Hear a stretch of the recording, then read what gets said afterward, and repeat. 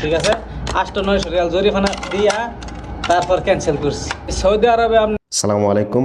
Saudi আরব নতুন সকল প্রবাসীদের উদ্দেশ্যে আজকের এই ভিডিও শুরুতে আপনারা যে একটা ভিডিও দেখতে পাচ্ছেন, তো এইরকম সমস্যা কিন্তু সব থেকে বেশি বর্তমানে পড়তেছে নতুন প্রবাসীরা। হঠাৎ করে না বুঝে কোন লোকে একটা ওয়াইফাই রাউটার নিয়ে নিল। এখন হয়তো বা রুমে 10 জন লোক আছে, সবাই বলতেছে সবাই ব্যবহার করবো, আনো।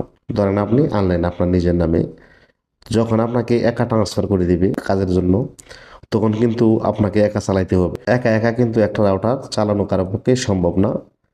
আমরা যারা প্রবাসী আছি প্রত্যেকের বেতন কিন্তু খুবই কম থাকে। তো সেক্ষেত্রে যদি আপনার 300-400 ওয়াইফাই রাউটারের বিল দেন প্রতি মাসে, তো সেক্ষেত্রে মোটামুটি ভালো একটা টাকা ওয়াইফাই এর পিছনে খরচ করে ফেললেন, তো সেক্ষেত্রে কিন্তু আপনার আর্থিক সমস্যা হতে পারে। এভাবে কিন্তু চালানো সম্ভব না। আর তখন যদি দেখা গেছে আপনি 1-2 মাস চালিয়ে এভাবে রেখে দিয়েছেন, তো সেক্ষেত্রে কিন্তু আরো একটা বড় ধরনের ঝামেলা ফেসে যাবেন। তখন কিন্তু আপনাকে বড় অঙ্কের একটা জরিমানা দিতে হবে।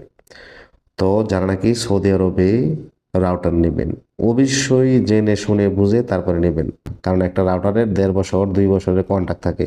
তার আগে যদি আপনি কেটে ফেলেন, তাহলে কিন্তু প্রতি মাসেই আপনাকে দেখা গেছে যে 150 রিয়াল 200 টাকার মতো জরিমানা আসবে। সেই জরিমানা দিলে দেখা গেছে যে প্রায় 2500, 3000, 4000 টাকাও হয়ে যায় জরিমানা দিয়ে আপনাকে বন্ধ করতে হবে। আর যদি এভাবে রেখে দেন, অফিসে গিয়ে ক্যান্সেল না করেন, টাকা পরিশোধ না করেন, তো সেক্ষেত্রে কিন্তু আপনার ট্রাভেল ব্যান কিংবা এই দেশে মামলা হতে পারে। ট্রাভেল ব্যান মামলা হচ্ছে আপনি দেখা গেছে ভিসা টিসা লাগাই এয়ারপোর্ট গেছেন, বলবে তোমার দেশে যাওয়া হবে না, তোমার ট্রাভেল ব্যান মামলা আছে। কিসের ট্রাভেল ব্যান? খোঁজ নিয়ে দেখলা যে ওয়াইফাই।